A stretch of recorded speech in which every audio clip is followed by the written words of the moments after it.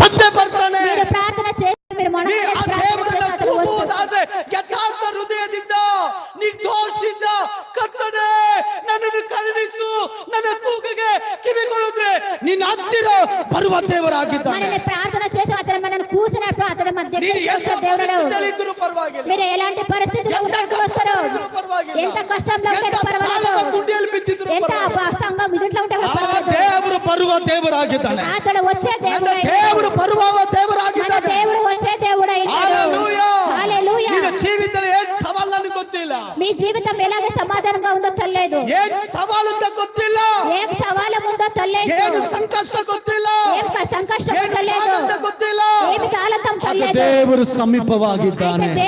ನಂಬುವವರು ಮಾತ್ರ ಕೈಗಳ ತಟ್ಟಿ ಹೇಳಿ, ನನ್ನ ದೇವರು ಸಮೀಪದಲ್ಲಿದ್ದಾನೆ, ನನ್ನ ದೇವರು ಸಮೀಪದಲ್ಲಿದ್ದಾನೆ. మన దేవుడు మన సమీపంలోనే ఉన్నాడు.